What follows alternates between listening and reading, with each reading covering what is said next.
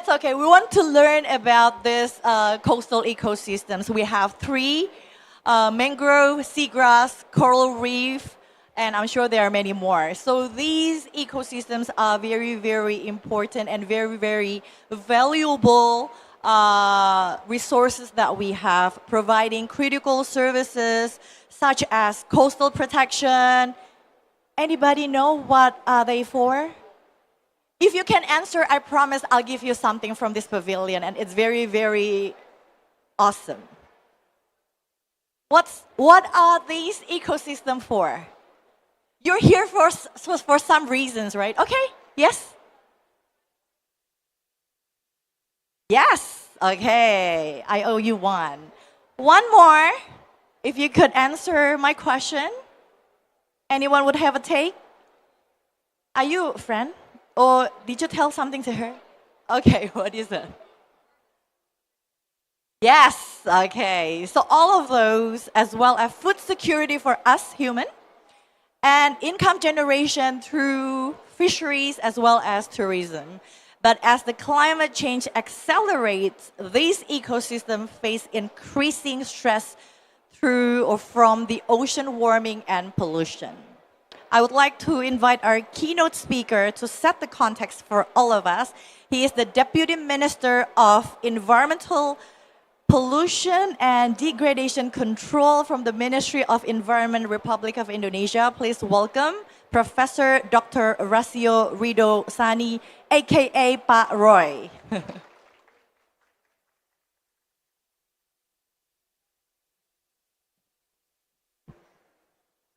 Thank you, Ibu Mona, for warm welcome to all participants, distinguished speakers with us here, and also moderator Pak Dr. Suryo Abibowo, distinguished speakers, Dr. Zaki Mubarak, also Dr. Ahmad Adib Susilo, Mr. Said Muhadar, Dr. Hazudungan, also Martin Krause, and Catherine Littenberg. I would like to welcome to all of you in this very important session about coastal ecosystem, mangrove, seagrass, and coral reef. And so you know that Indonesians is one of the richest, and then about this ecosystem. It's why that it's honor to me speak to you today on behalf of the Ministry of Environment as Deputy for Environmental Pollution and Degradation Control at Indonesian pavilions during COP30 here in Belem under the theme Coastal Ecosystem, Mangrove, Seagrass, Coral Reef, and Climate Mitigation from Local Action to Global Collaboration. Coastal ecosystems, namely mangrove, seagrass, and coral reef, play vital roles in both climate change and mitigation. They are life support system, storing vast amount of carbon, safeguarding biodiversity, stabilizing shoreline, and sustaining millions of livelihoods. Globally, ecosystems are estimated to store up 5 times more carbon per hectare than terrestrial forests. In many occasions, people discussing a lot about this carbon stored in forests. But today we discuss is the most richest and larger store of our carbon. This is mangrove, seagrass, and coral reef ecosystem. Indonesia is well known as the world's most marine rich nation, carries especially responsibility. Our country hosts around 23% of the world's mangrove forest, with existing around 3 million hectares, and 80% of the world's coral reef coverage with an area around more than 5,000 kilometers square, and extensive seagrass meadows covering almost 3,000 kilometers square that together contribute a significant share of global blue carbon reserve. Distinguished participants, Yet, despite their immense value, these ecosystems are under serious threat. Climate change continues to drive rising sea temperature, ocean acidification, and sea level rise, all of which weaken the resilience of our coast. At the same time, the coastal development, pollution, and destructive practice accelerate the loss of mangrove, seagrass, and coral reef. I do believe that all of you have seen this situation. Yes.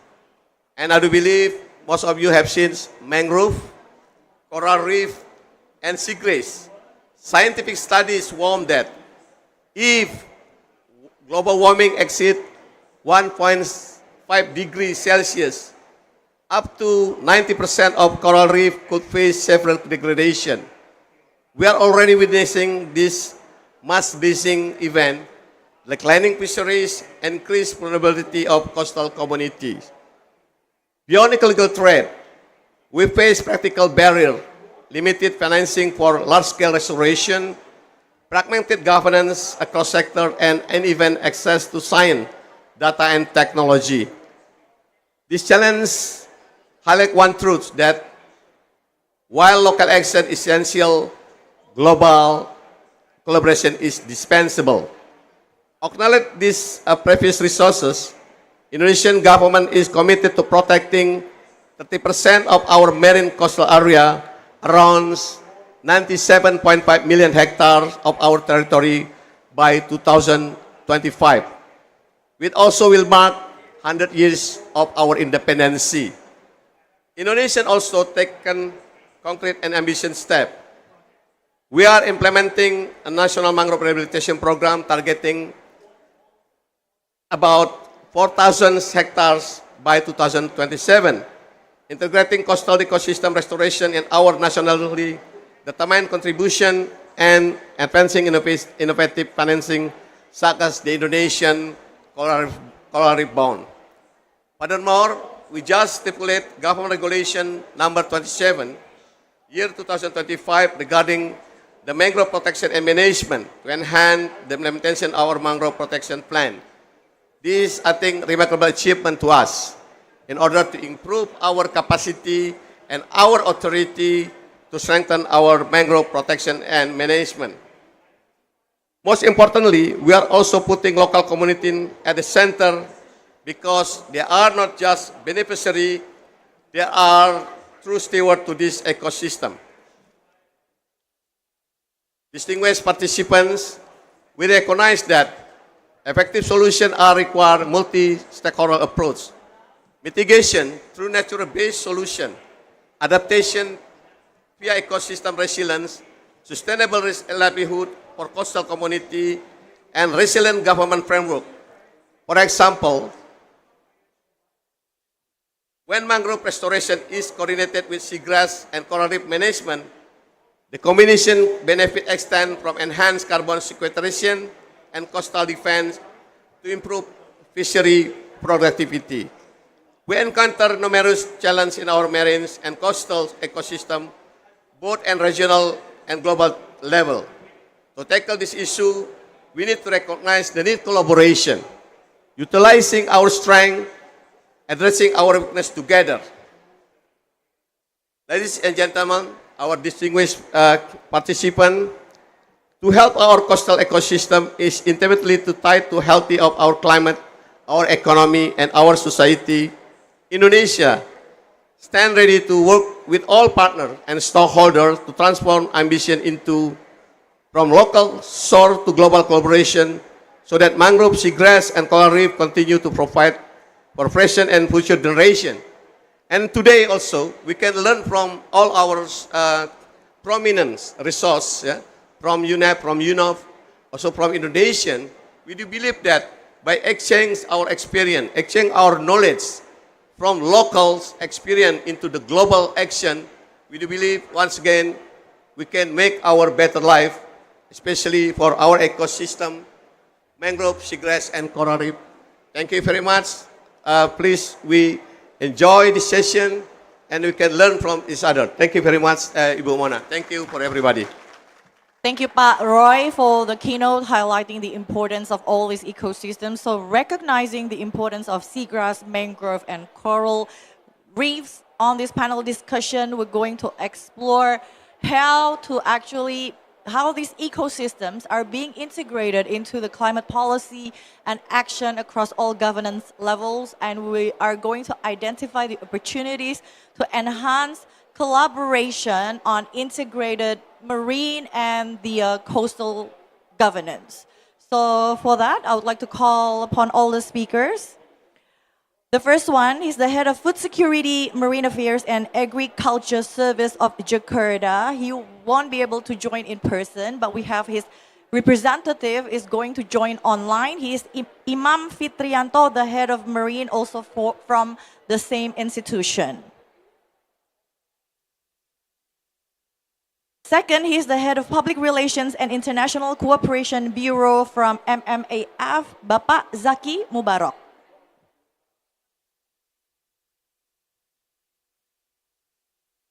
Senior Advisor, the Audit Board of Indonesia, Bapak Ahmad Adib Susilo.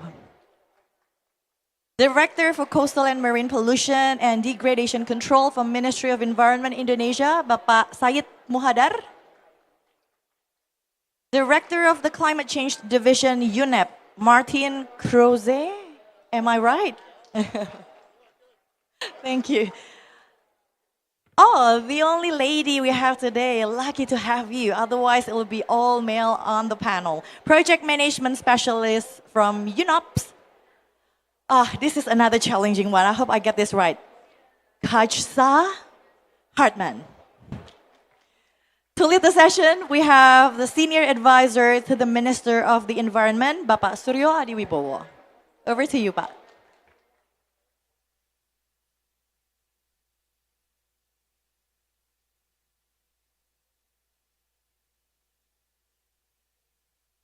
Good afternoon.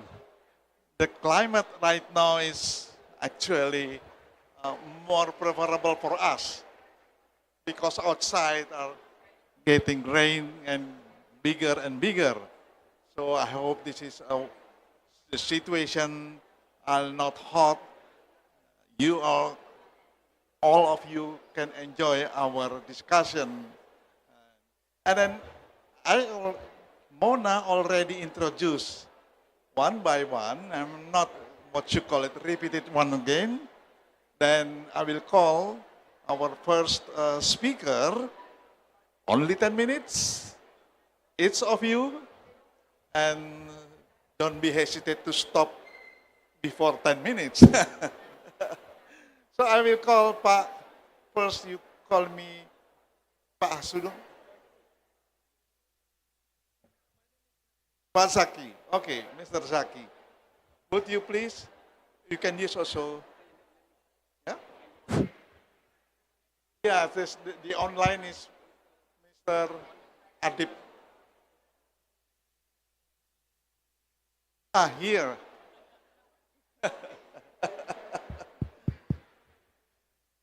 Selamat siang, ya. Online, Mr. Hasudungan Sidabalok, oke.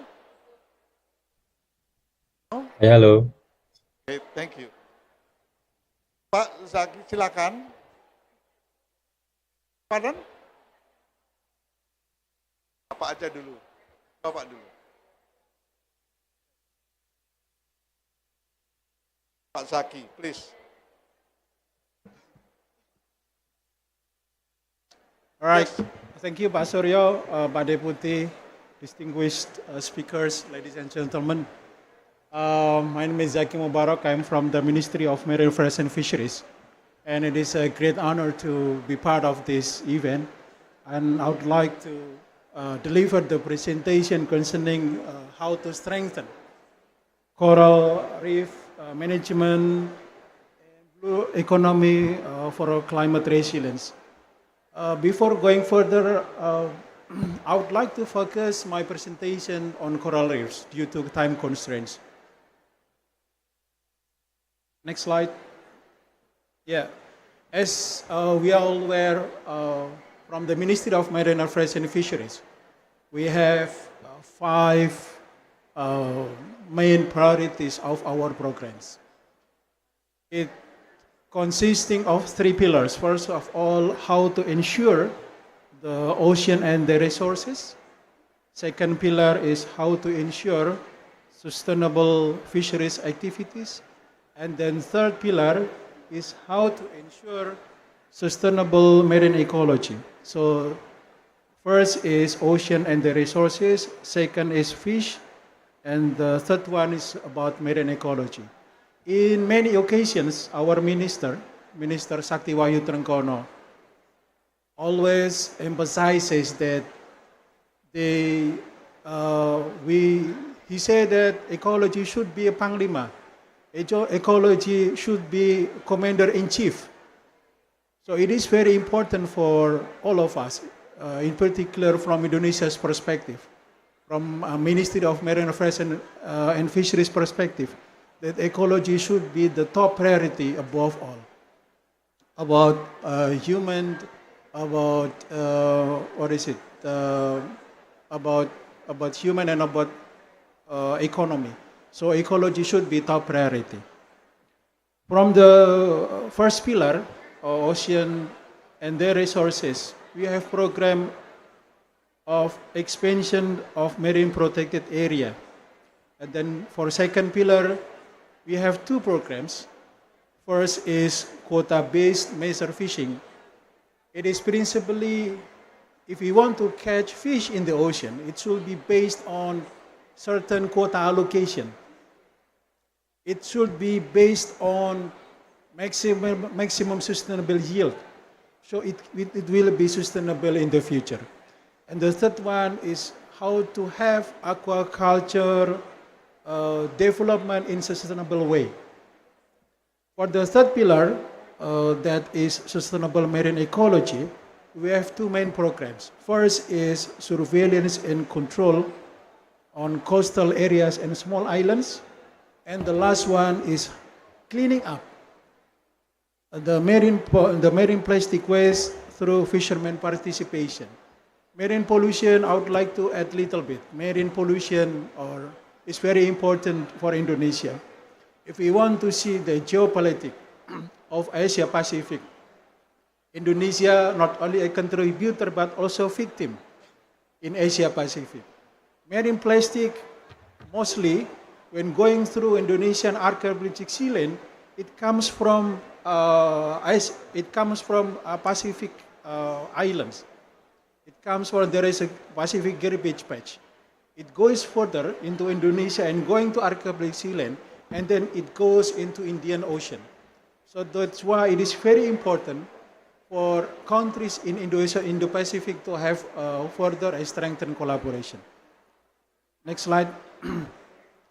For marine conservation, I would like to focus two main topics. First is conservation area. We're talking about the proportion, the adequacy of marine proportion. And for the second one is area of conservation zones, how to make it effectively managed. It goes into the discussion of ecological and socio-economic benefits or impacts of conservation areas. We have three references. First, we can reference to global agenda, that is, among others, CBD, Convention on Biological Diversity. There are some parameters on it, such as how to reduce the loss of marine areas that are very important to biodiversity. Second is how to make conservation areas preserved and effectively managed. And for the national agenda, we have RPJMN and PJPNN, in which there are some indicators on it, such as per capita income derived from healthy ocean-based economic activities.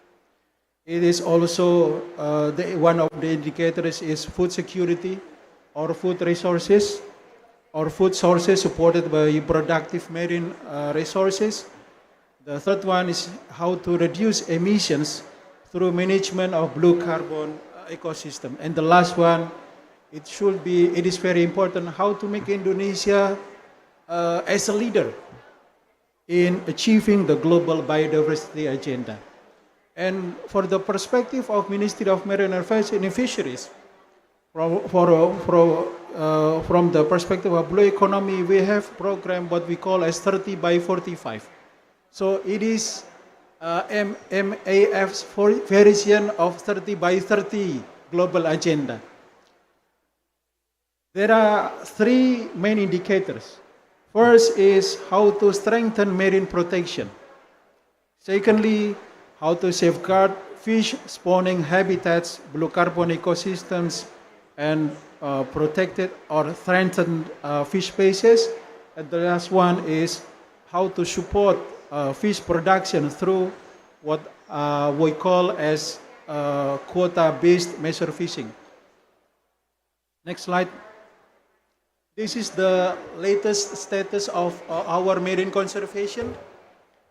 As of 2024, the total MPS 567. The total area reached 29.9 million hectare. It is registered in nautical chart 74 marine protected areas. And our target in 2030, it can be established 32.5 million hectares. So I think if we refer to our current achievement, 29.9 million hectares, we are very optimistic that by 2045 we can achieve our target. Next slide. Based on our analysis, when we establish marine conservation, there are three fundamental causes. First is, as you may aware, Indonesia is huge. We have a lot of islands, 17,000 more islands, and it is very, very challenging for us to establish marine conservation. Particularly when it comes into remote locations and in which we have limited access, leading to management costs. So it is costly to establish marine conservation in remote areas. Secondly, intensive use of resources by local communities. If we want to establish marine conservation areas, in many cases there are some activities that are already being conducted by locals, and how we cope with the problem. That's the challenging issue that we have on the ground. The third one is the impacts of activities outside the area. The existing management that we have it is very generic, or it is very general and not yet specifically focus on particular conservation target. Second one, access and utilizations of the area are not better managed yet. And then institution, human resources, funding, as well as infrastructure and facilities are limited. And we have also, a challenging issue on technology.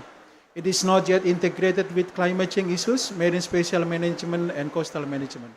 The solutions that we offer to overcome these challenging issues is development of thematic conservation areas focusing on three main areas: fisheries resources, biodiversity, and climate change adaptation and mitigation. Second one is how to make a sound monitoring system and data management by using technology. And the third one, we have to establish legislation. This is very important. Institutional strengthening, human resources knowledge, and the last one, how we develop skills and infrastructure and facilities.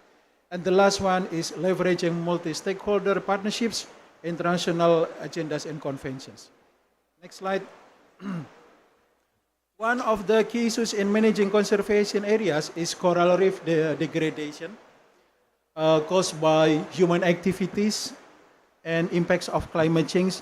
And one of the necessary efforts in coral reef restoration is establishing a stock center. There are several aspects when establishing stock center. One is using good quality seed.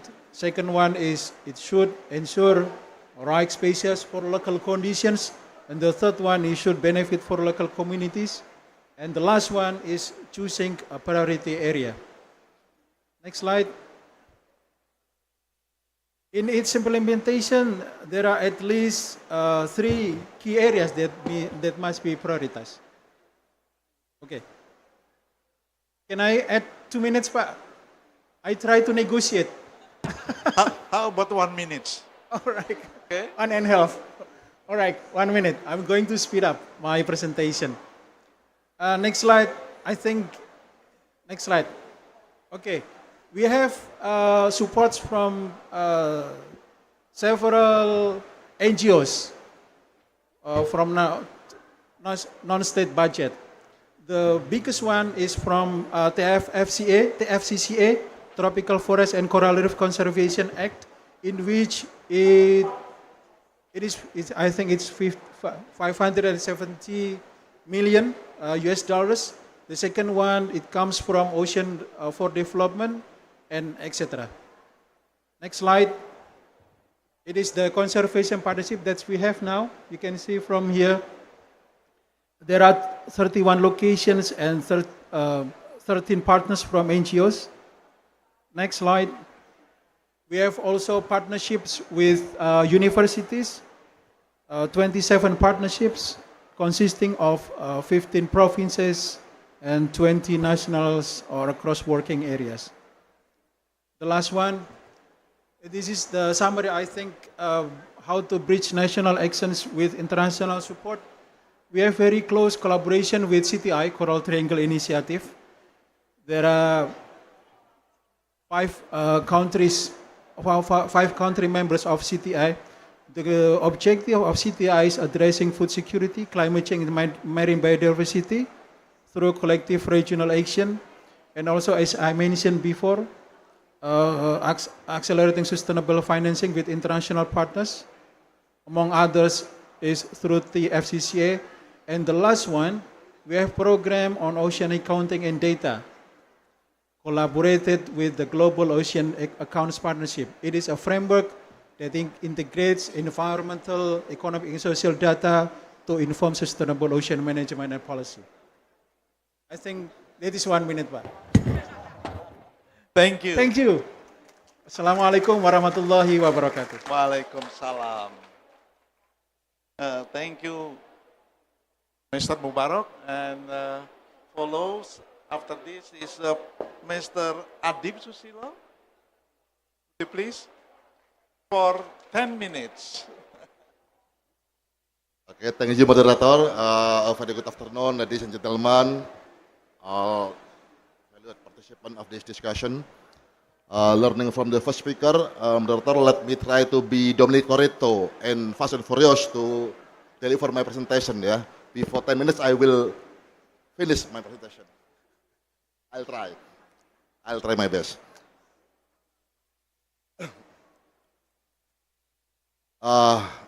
First of all, I would like to introduce myself. My name is Adib. I come from the Audit Board of Indonesia, the supreme audit institution in Indonesia, and it is a big honor for me to be here, joining all of you at Indonesia Pavilion COP30 in Beleng. I have been serving my office for 30 years. So today, in this dialogue session, I'd like to deliver presentation regarding our experiences in doing blue economy audit. And I want to discuss the importance of transparency and accountability in conducting blue economy program. So when we talk about accountability, we talk about governance, and next we talk about audit, because audit is done to ensure that the accountability transparency and also the governance take place by the government. Later on, I would like to share our experience in doing coastal audit, coastal related audit. Last year we did audit on these matters, and also in the next presentation, I will try to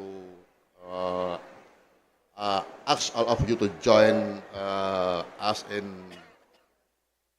enhancing the transparency and accountability of ecosystem or environmental program. So, next slide, please. Yes, okay. As Mr. Deputy mentioned earlier that Indonesia has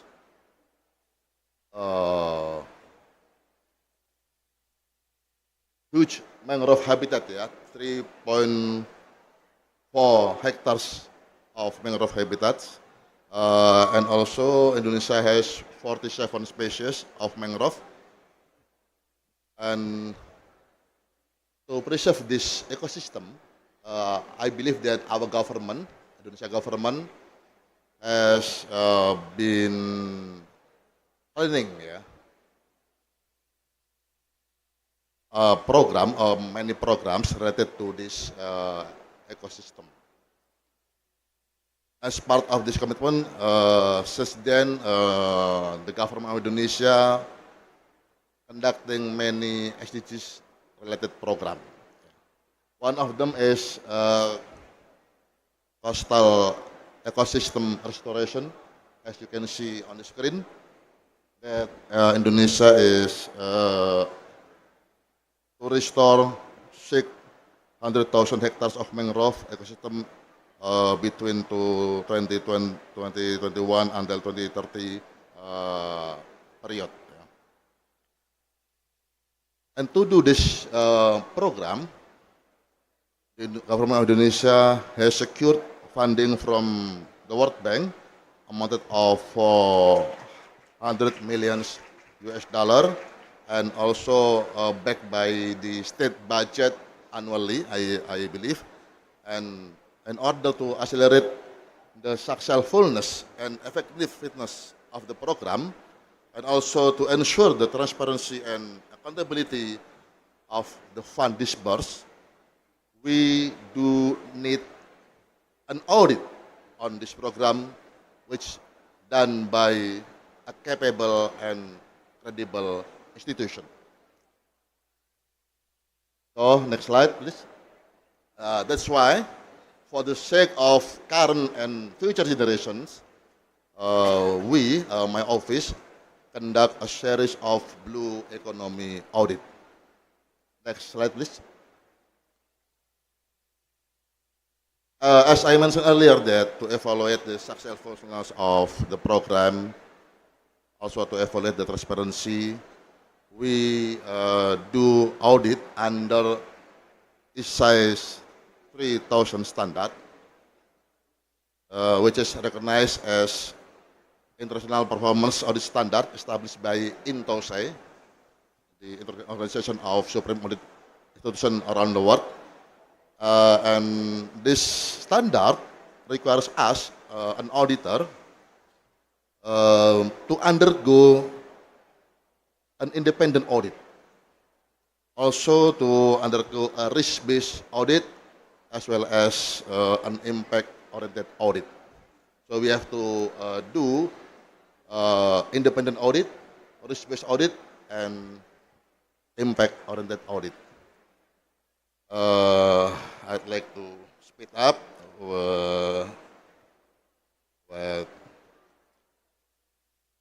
when we do audit on blue economy, we focus on effectiveness of the program, the efficiency of the fund disbursed, and also the economy of resource management. Next slide, please. In addition to the standard, we also employ the robust methodology in doing SDGs audit, in doing coastal ecosystem audit by employing ID SDGs audit model. So by employing this method, we align the audit work with the SDGs program set by the governments. So by employing this method, we evaluate not only the integrity, but also the result of the process. And we ensure that audit finding, if any, will be translated and transformed into actionable and impactful recommendation. So every recommendation is aligned with SDGs principles, guaranteeing that no one is overlooked and that climate finance is dedicated transparently to the most impactful sectors, thereby optimizing social, economical, and also ecological returns. Next slide, please. This is a picture of a series of audit we have done. Actually, we have a long experience in doing environmental audit. To name some, we did audit on flood management. We did audit on river management. We also did audit on disaster management. For example, long time ago, in 2005, we did audit, a massive and comprehensive audit on rehabilitation program of Aceh tsunami disaster 20 years ago. Since Paris Agreement took place, the INTOSE, the International Organization of Supreme Audit Institutions, has encouraged all members, all SAI, Supreme Audit Institutions around the world, all over the world, to support their respective government in achieving Paris Agreement. And by doing audit and providing government with beneficial recommendations. So BPK, our office, is also committed to support the government of Indonesia by doing a series of audit since 2017. We can see on the screen when we did seawall audit. To support and provide the government with a robust recommendation, and since then we do audit on seawall, fisheries, coastal area management, and also aquaculture. And this year we are doing audit on blue economy audit, still ongoing. 1 minute. 1 minute, okay. So I felt to be Dominic Toretto, yeah.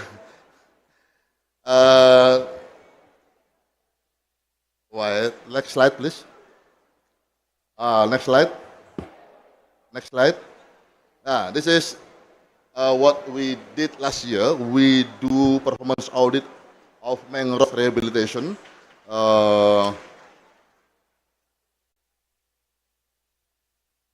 This audit is aimed to evaluate how effectively the government implements community-based mangrove rehabilitation across Indonesia. So as Pak Deputy mentioned earlier that Indonesia government has a program named community-based mangrove rehabilitation, if I'm not mistaken. Yeah. Next slide, please. As I discussed earlier, that we need a credible and capable audit institution. Our office did all audit in this matter by leveraging innovation and high-end technology. For example, we deploy drone technology, we employ geotechnic and GIS, and also we develop a comprehensive data analysis system. We call it BDIX, Big Data Analytics, and also any other technology. So by the use of technology, I think is very critical for any audit we do, because by using the technology will accelerate the audit works and also resulting robust conclusion. Yeah. And the last slide, please. Go fast. Yeah. Next. Next. This one. So by learning from the audit result, I do propose sustainable international collaboration and strengthening supreme audit institution capacity on blue economy auditing by providing blue economy audit training, utilizing high-end technology, also encouraging knowledge and experience sharing, and developing a shared knowledge and learning platform. We invite all global stakeholders, government, auditors, communities, to join us in enhancing audit capacity on this matter. And in other words, the last sentence, moderator, let us work together to ensure that each dollar, each euro is real. Berhasil is real. Disbursed for Blue Economy Program will lead us to a great impact toward a better human life. Thank you, terima kasih, obrigado. Thank you, Mr. Susilo. I think I learned from you today and also the other. The underwater drone. This is the first time I heard about that. It is very progressive, I think. Thank you. And the next speaker will be Mr. Syed Muhadar, my close friend, sing long time ago. Please, Pak.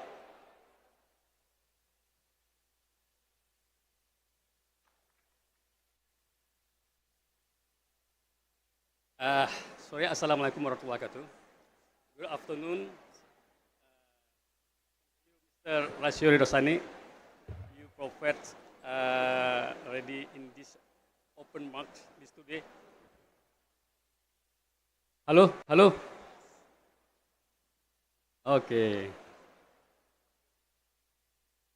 Thank you for Mr. Ridosani. You already provide open marks this today. And then thank you for the speaker. And then thank you for Mas Bowo. You already give me floor for 10 minutes. I think 5 minutes is okay. Ladies and gentlemen, this afternoon I want to convey integrated marine ecosystem in national climate policy pollution control frameworks. This is we take case in Indonesia. Like this is what we do. What did we do this year in Indonesia? And then next. So the importance of marine coastal ecosystem. Coastal marine ecosystem, mangrove, seagrass meadow, coral reef, coastal wetlands, act as carbon sinks, and provide ecosystem service such as coastal protection, fisheries, habitat for biodiversity. In Indonesia, this ecosystem has value. It contributes a large part of the global blue carbon stock. And however, they under constant threat from the land-based pollution, sediment, nutrient runoff, and plastic also. Coastal degradation, reclamation, dredging, and climate change, sea level rise, warming, and coral bleaching. This one still happen in Indonesia. Therefore, integrating the national climate and pollution control framework is pivotal. Ladies and gentlemen, next, key climate policy instrument in Indonesia, marine coastal ecosystem integrations. Currently, the second NDC my explicitly include the marine sector coastal marine ecosystem has been submitted in October 30, 2025 And then Marine Coastal Policy Instrument, Marine Special Planning, Marine Protection Area, Blue Carbon Ecosystem and Initiative. Next.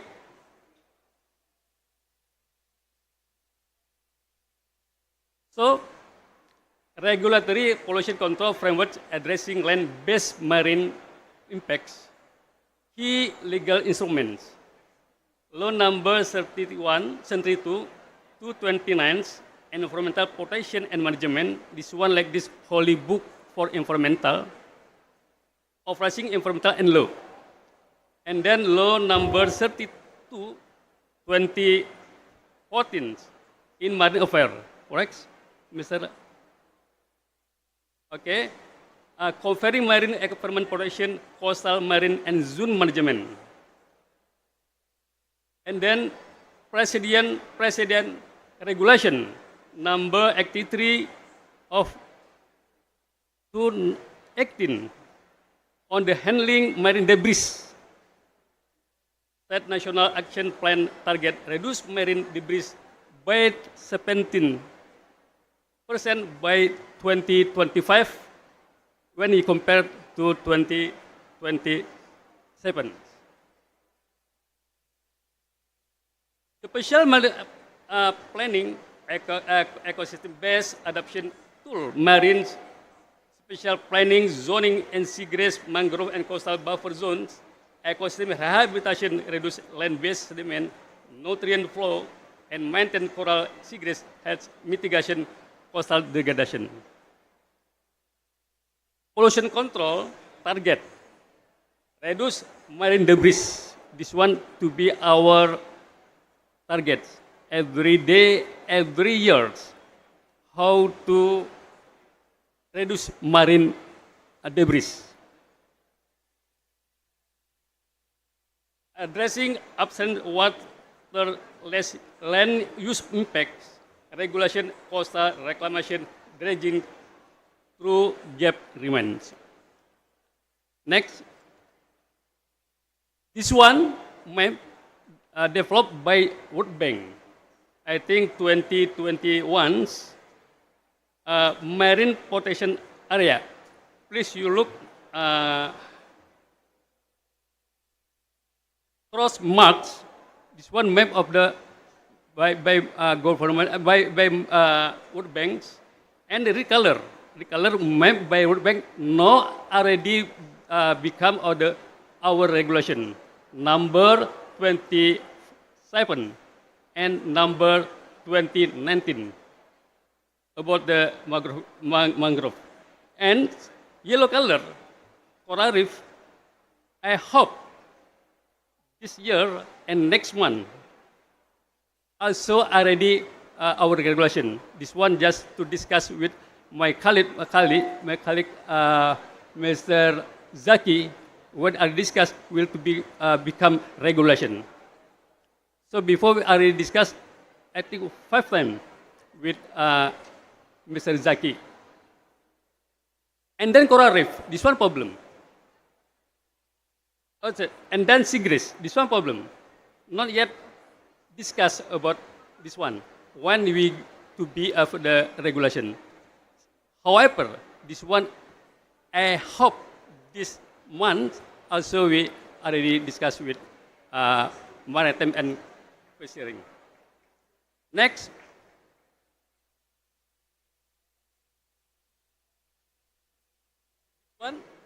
This one, ma'am, 2019.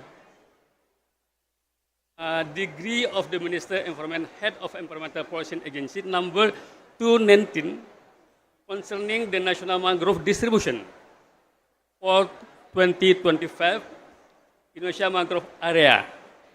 Let Pak Deputy mention before, the area mangrove Indonesia 23%.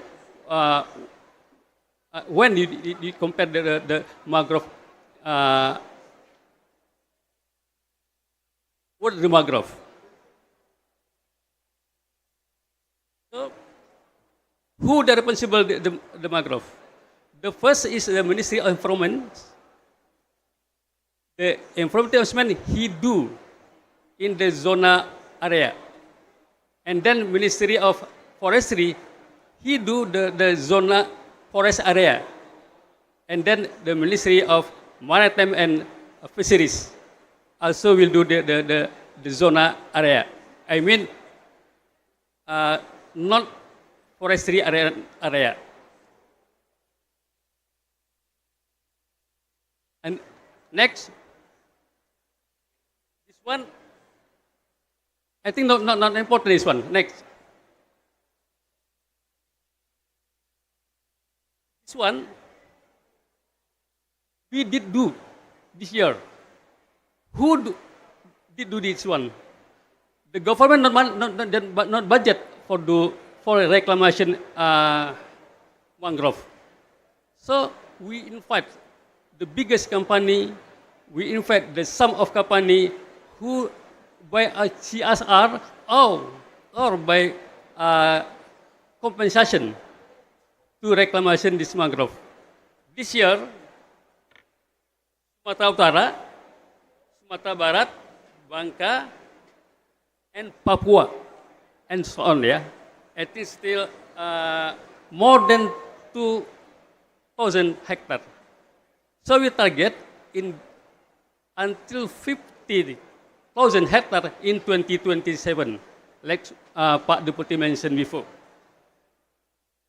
By theoretically, mangrove have capacity to absorb approximately 3 or 5 times more carbon than typical tropical forests, by theoretically. So next, this one, Indonesia no. Time is up. Okay, please 1 minute. Okay. Indonesia no so many when when reclamation mangrove to be tourism or destination. For example, mangrove forest park Langsa, one article described 50-meter toward to mangrove forest Langsa to be tourism landmarks. And then the forest park in Bali, we say Tahura Bali, also to be tourism. This is very good. And then, next, moment please, Pak Bowo.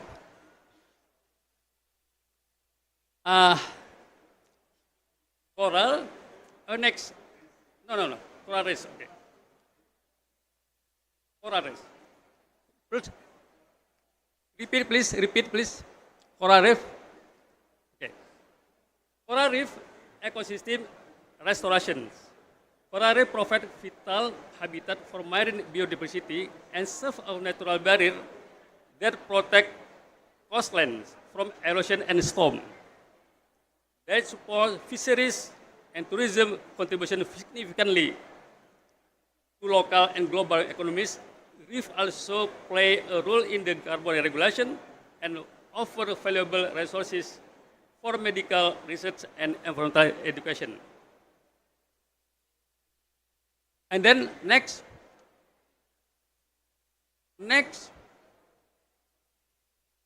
So this one may be the lastly, right? Now we do marine litter in monitoring. So very close with UNEP and UNEP working. Also, I think you project in Indonesia also. So we have conduct marine litter monitoring studies at 30 locations and in 15 provinces by 2025, namely in Aceh, Banten, West Java, Jakarta, Central Java, Yogyakarta, East Java, Bali, West Nusa Tenggara, South Kalimantan, East Kalimantan, North Sulawesi, Central Sulawesi, South Sulawesi, and West Java. Currently, the result, if the study are still processed in bank form analysis. The last, next. So, coastal cleanup. Routine coastal activity are carried out through Indonesia and involve the local governments, community, NGO, in the private sector. This one until every year we do coastal cleanup. When some company birthday and last year we invite them to do this cleanup with us and people around. Thank you. Thank you, Pak Said. I think one of the most important that I just heard from now, I heard that Indonesia already has the, your presentation, the Indonesia Plan of Action on Marine Plastic Debris. I think this is good news for us, and we wait for the implementation itself. Okay, we move forward. This will be addressed through online. Mr. Hasudungan Sidabalok, would you please to... Okay. Mr. Hasudungan, the address through online. Yes, please, Pak. And partners, good afternoon. I am Dr. Hasudungan Asidabalok, Head of the Food Security, Marine and Agriculture Agency of Jakarta. It is an honor to join this dialogue on coastal ecosystems and climate change mitigations. Today, I will share how local leadership in Jakarta is driving practical, science-based, and community-centered solutions for urban coral reef conservation. In this presentation, I will cover first an overview of Jakarta, second, Jakarta marine biodiversity, third, the special dynamics of our coastal area, fourth, the major coastal risks we face, fifth, our blue carbon management strategy, sixth, collaboration and partnerships, and finally, the future outlook and key conclusions. Next.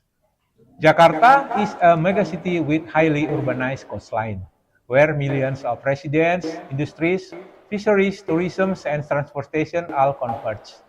To manage this complexity, Jakarta has adopted Integrated Coastal Management or ICM as our principal framework. ICM enables us to integrate environment protections, economic development, and community well-being, ensuring that coastal policies are science-based, participatory, and aligned with SDG 14, Life Below Water, and SDG 11, Sustainable Cities.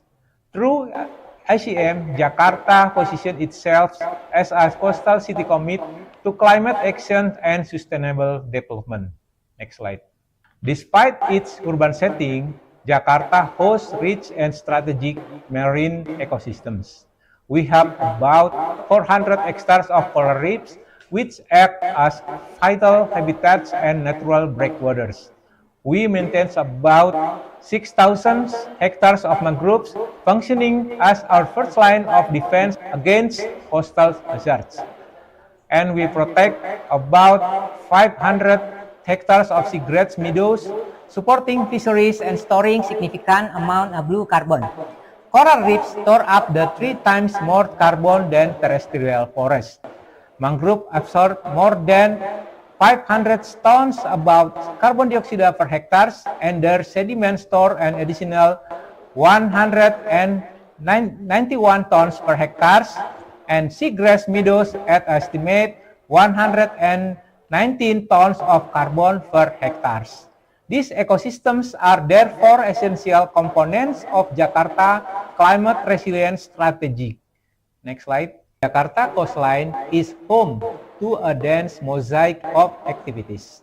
These include industrial and power generation facilities, marine and fishery operations, ports, logistics, and transportation routes, tourism, culture, and heritage areas, residential and commercial zones, as well as designate conservation areas.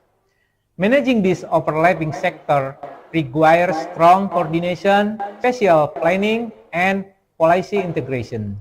This multifunctionally is exactly why urban conservation is both challenging and vital. Next slide. Jakarta faces some of the world's most acute coastal risks. Land subsidence in North Jakarta reaches 21 and 26 centimeters per year, while Greater Jakarta averages around 110 millimeters per year, combined with sea level rise projected to reach a point 55 and 87 meters by 2100. This creates a potential relative sea level rise of 3 to 5 meters in certain coastal zones. This situation leads to more frequent tidal floods, threatening livelihoods, infrastructure, and public safety. Additionally, Jakarta Bay received 80,000 to 13,000 tons of plastic waste annually, largely transported through our river systems. These challenges reinforce the urgency of implementing integrated, science-based, and coastal solutions. Next slide. Jakarta's blue carbon strategy adopts an integrated and science-driven approach to strengthen climate resilience while empowering coastal communities.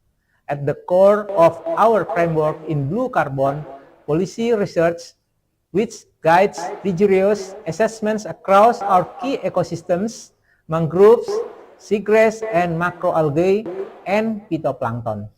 These assessments enable us to understand our carbon stock and lay the foundation for the transparent and credible carbon trade mechanisms. The scientific work then connects the blue carbon certification, ensuring that Jakarta's contribution meet international standards of accountability and environmental integrity. Equally important, our strategy places people at the center. Through carbon community empowerment, we ensure that local communities receive tangible benefits supported by structured community share mechanisms and ongoing blue carbon training. Through this integrated approach, uniting science, policy, markets, and community well-being, Jakarta aims to advance blue carbon leadership. Next slide. Jakarta believes that no coastal city can become resilient by standing alone. Our progress is built on strong collaboration and inclusive partnerships. We work closely with the national government to align policies and secure long-term coastal protection. We engage with other local governments to exchange knowledge and replicate best practices across regions. Our universities and research institutions provide the science that guides our decisions. The private sector, state-owned enterprises, and regional enterprises contribute technology, innovations, and investment. And most importantly, communities remain at the heart of our efforts because real resilience begins with the empowered people. Through this shared commitment across government, academia, and industry and society, Jakarta is building a coastal future that is safer, stronger, and more sustainable for generations to come. Next slide. Our on-ground conservation action include mangrove restoration along degraded coastlines, coral reefs rehabilitation through transplantation, artificial reefs, and eco-reefs modules, and fish shelter installations to rebuild ecological structures and support sustainable fisheries. These interventions help enhance resilience, restore biodiversity, and strengthen community livelihoods. Next slide. Jakarta's coastal resilience is strengthened by the dedication of our communities. At Muara Angke, the Koma community has transported 1.8 hectares of hashwands at Garbage Dam into a thriving mangrove forest, planting more than 22,000 mangrove trees over the past decade. This restoration does more than heal the environment. It also creates real economic opportunities. Local residents now process mangrove fruits into juice, jam, and traditional confectionery, generating new source of income. We also empower community-based marine protected area groups who lead coral rehabilitation, fish habitat restoration, mangrove planting, and ecotourism initiatives. These efforts show that when communities are empowered, conservation becomes a shared movement, not just a government program. Next slide. Jakarta's outcomes are miserable. The Ocean Health Index developed in collaboration with IPB University increased 68 in 2023 and 71 in 2025. This upward trend reflects improvements in governance, habitat condition, fisheries management, and pollution control. It also demonstrates the importance of reliable scientific indicators that guide adapted coastal management. Moreover, the State of the Coastal Report provides Hello? another cornerstone for our Mr. governance improvement. Asudungan, can Its you hear objective me? include assessing sustainability performance in Jakarta coastal areas, Hello? evaluating the progress of integrated coastal management, and providing clear recommendations for policy enhancement. The Hello? SOC reports position in Jakarta among cities that constantly monitoring coastal governance using a internationally recognized framework. Next slide. Allow me to conclude the 5 key One more. messages. First, urban coastal cities can lead climate solutions by integrating science, innovation, and community action.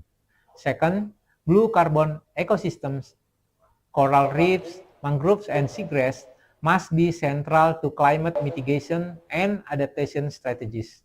Third, local leadership is essential to translate global commitments into real on-ground actions.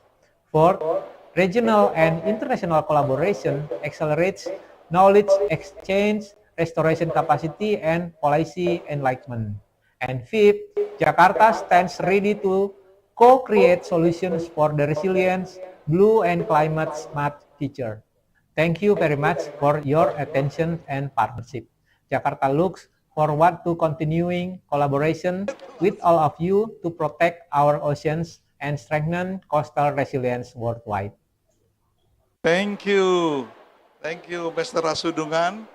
And I think we have to be in a hurry because there are two speakers and Mr. Martin have so many what you call limited time that he didn't have time to answer the question after he addressed the speech, then he has to leave to other meeting. Mr. Martin is the director of the Climate Change Division, United Nations Environment Program. Would you please?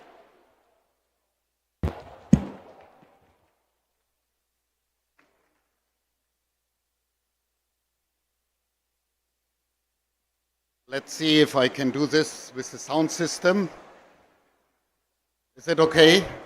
Yeah?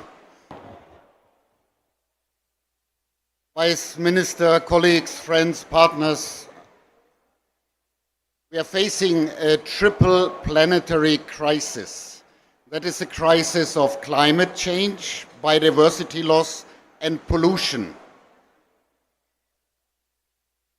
The triple planetary crisis becomes visible in coastal ecosystems.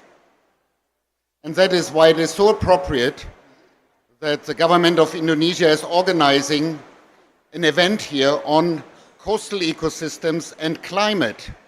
We are not at the biodiversity COP, we are at the climate COP, but we are talking about coastal ecosystems here.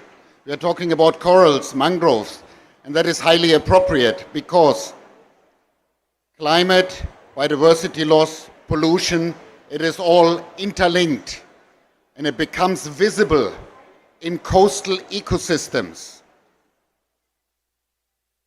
Just a few days ago, we have published the emission gap report. I don't know if you have seen it. Once a year, UNEP is publishing the emission gap report. If you have looked at that report, you have seen that we are on a trajectory of 2.8 degrees Celsius global warming. 10 years ago, we have promised to each other, 195 countries have made a promise that we will keep global temperature rise below 1.5 degree.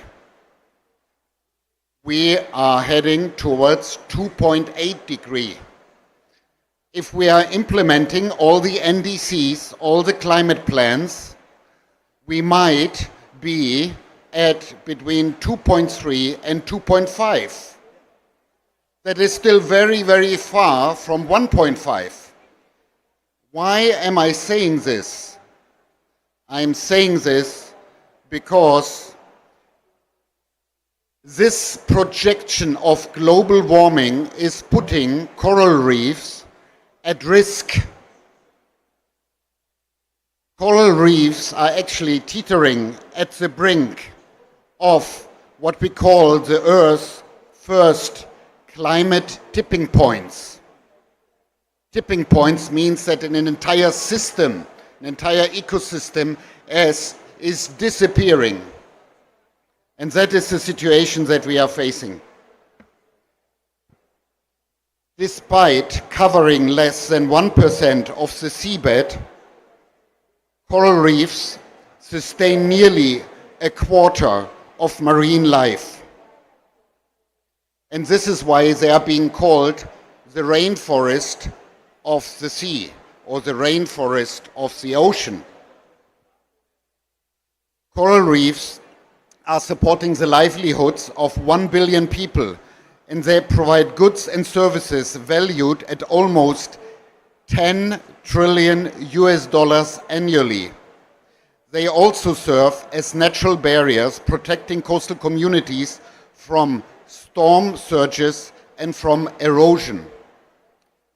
So the science is clear. At 1.5 degrees Celsius of global warming, up to 90% of coral reefs will disappear. And almost all coral reefs will be lost if we go to a global warming of 2 degrees Celsius.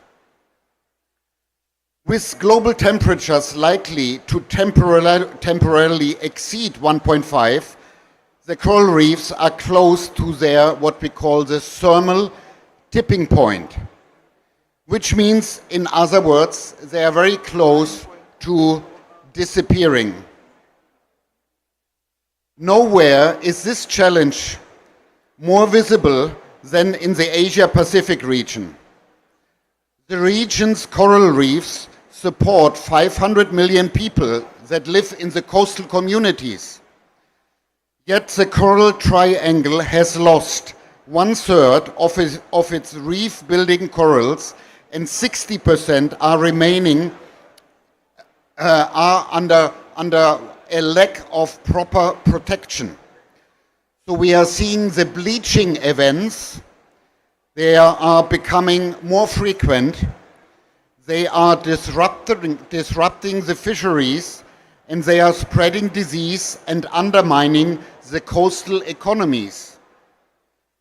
But this region is also holding extraordinary natural capital. We have heard in the previous presentation about the blue carbon economy and the blue carbon ecosystems. And here we are talking about mangroves, seagrass, and salt marshes. And they are among the planet's most effective climate solutions, natural climate solutions, not technology solutions, but natural solutions. So they are storing 50 to 90% of their carbon in the soil, and they play a critical role alongside the coral reefs. Protecting and restoring these kind of ecosystems is not just an environmental imperative, it is also a strategic climate and economic opportunity. Southeast Asia's blue carbon ecosystems store over 8,600 metric tons of carbon dioxide equivalent, with Indonesia holding nearly 70% of that amount, thanks to its vast mangrove and seagrass beds. So these habitats, they lock away hundreds of tons of carbons per hectare in their soils and making them some of the world's most powerful natural carbon sinks. The implications of this are very clear. Conserving and restoring these coastal ecosystems can deliver measurable emission reductions. Coastal ecosystems have significant value in the carbon markets. With robust frameworks and verification systems, countries can generate revenue through the blue carbon credits. Blue carbon projects can strengthen food security and create income streams for the coastal communities through payment of ecosystem services. So, what do we need to do? We have to unlock this potential, and we need regional cooperation to do that. To establish harmonized policy and accounting frameworks for blue carbon credits, we need to mobilize finance and private sector investments for restoration and conservation, and we need to build capacity and knowledge-sharing platforms to scale nature-based solutions. Colleagues, by advancing mangrove and coral reef conservation, by mobilizing finance and by expanding regional capacity, COPSI, which is the body, it's actually managed by UNEP, it's called the Coordination Body on the Seas of East Asia, COPSI. COPSI creates the enabling investments and for long-term stewardship. So this dialogue that we are having here also today is about accelerating these partnerships, because only through coordinated action can we safeguard biodiversity, can we meet the global environmental commitments and protect the livelihoods. And let me close now by saying that despite the urgency, there is also hope. Across the East Asian seas, coral reefs, mangroves and seagrass, they still show resilience to these multiple threats that I've been talking about.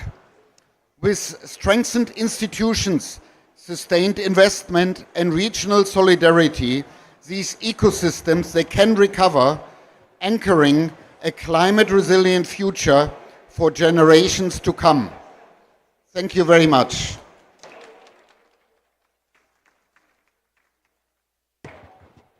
Oh, thank you so much. You mentioned worldwide problems and risks that facing by the human in the world, throughout the world. And it's very serious. And we have to collaborate not only for 10, 20, 30 years, but for the next future generation also. So we thank you to Mr. Martin. And before you leave this, what you call it, forum, we want to give a token of gift for you. And the other, you will be later. Yes, please.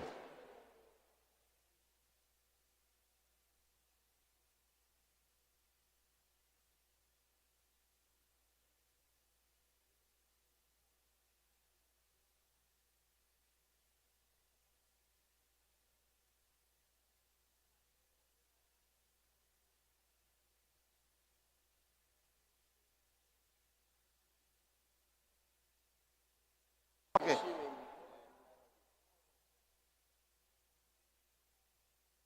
Thank you so much, Martin. Yeah. Now, ladies and gentlemen, our last speaker will be Hoffman. I hope I'm not wrong to spell it. Perfect. Okay.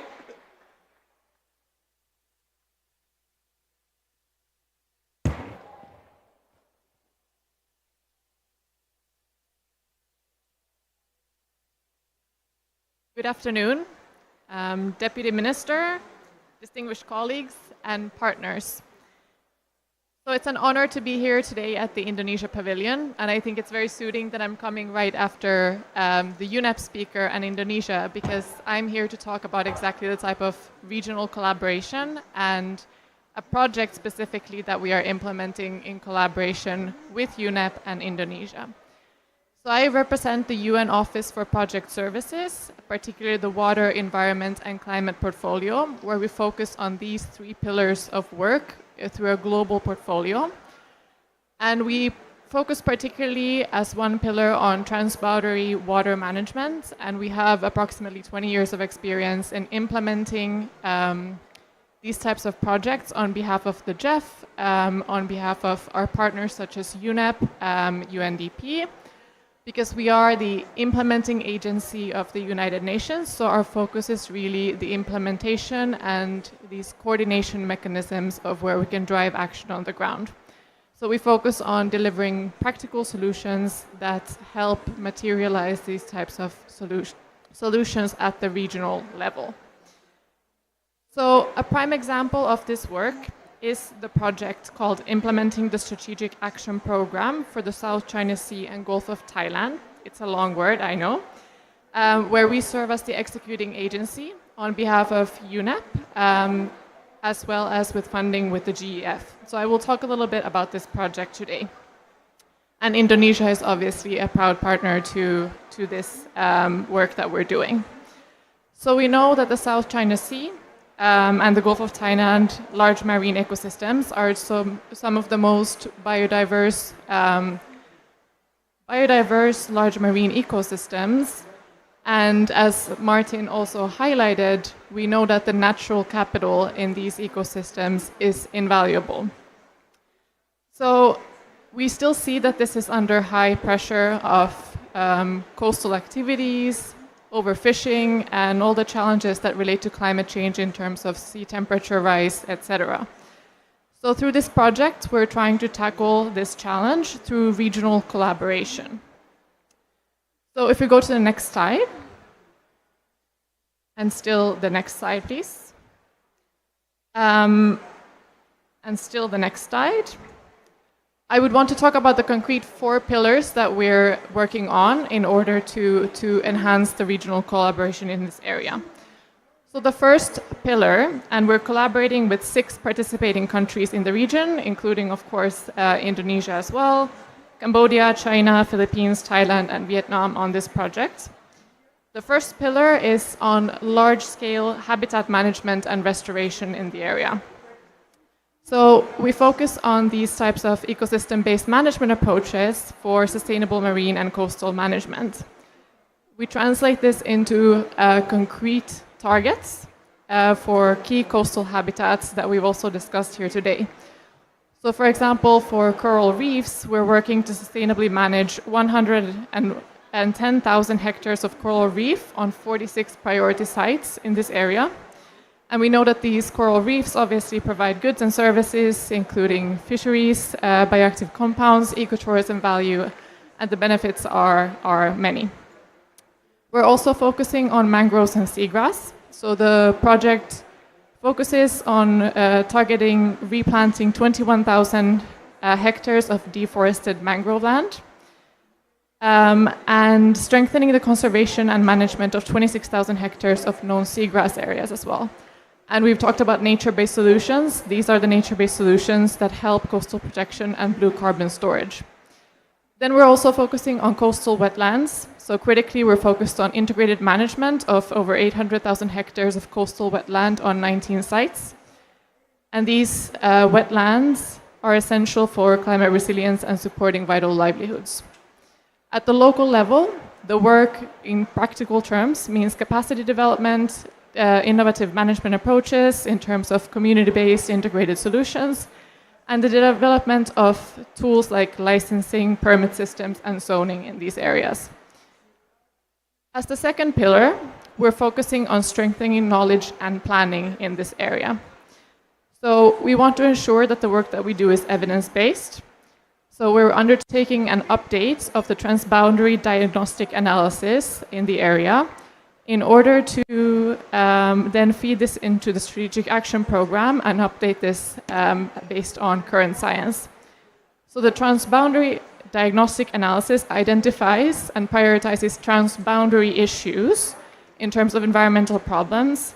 And then now that we're updating also the strategic action program, it focuses on this triple planetary crisis elements that Martin also mentions in terms of climate change, pollution, and biodiversity loss.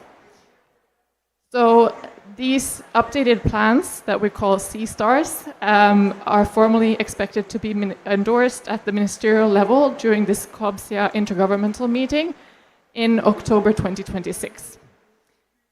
Now, we obviously also, as a third pillar, want to focus on the sustainability of the work that we do. So while we focus on project implementation, we want to ensure that the work that we do lasts. So we have two initiatives under this that we're working on. One is a specific learning and resource network. We call it the C-Learn. And this is a knowledge management platform, in essence, which captures lessons from across the region and also previous projects to be able to manage the knowledge on these solutions in the area. Then we have something called C-Puffer, and this is a partnership towards a financing facility for environmental restoration and conservation. And this is the aim of developing innovative financing mechanisms to be able to continue this work beyond Jeff's financial support. So this is where we're modeling a mechanism where we can leverage a diverse mix of funding sources going forward for this work. Then obviously we also discussed the need for strong integration and collaboration of this work. So I already mentioned COBSIA, so our success obviously in this work relies on strong partnerships. So we're strengthening collaboration with the key regional bodies like COBSI, PEMC, IOC Westpac, IUCN, among others, and leverage obviously their science, data, and information to do this work properly. And then we come on the next slide to Indonesia. Next slide, please. I'd like to talk a bit about the work that we're doing with Indonesia specifically. So obviously Indonesia is a key partner of the work that we do here, and an active and vital partner. And we've just signed this year a project cooperation agreement, an MOU with Indonesia for the implementation of this work. And the Ministry of Environment, Environmental Protection Agency is the national lead agency. And this is supported also by the Center for Coastal and Marine Resources Studies of the Bogor Agricultural University. At the local level, in terms of the activities that we're actually conducting together, we are doing demonstration activities at 6 different sites. And Indonesia has also supported the management of 7 national and regional marine protected areas in the South China Sea waters, targeting 24,000 hectares of coral reef for conservation.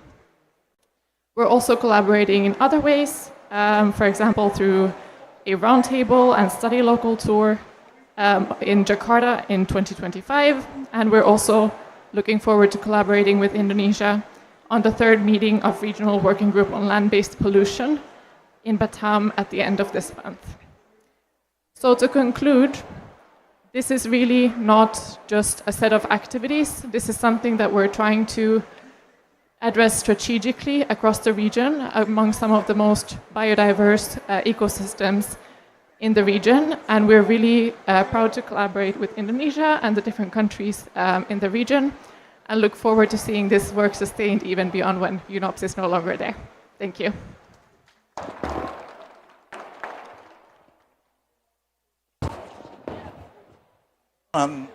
This is what you call it, a hope that mentioned by Martin. You provide a hope for us. There is future if we continue planning and executing by Mr. Said and also from the Minister of Fisheries and Marine. I think this is the opportunity to us to overcome the problem, the multi-complex problems. And how many time we still have? How many times? Finish? I think I should, what you call it, give opportunity to two persons. No, zero. Uh, it is a good news for the, all you, the participant who needs coffee. Yeah. So thank you so much because the time is up, and this is very, very inspiring moment to hear about, to learn new knowledge about our development of coastal park ecosystem. Thank you so much. Give applause to all of them.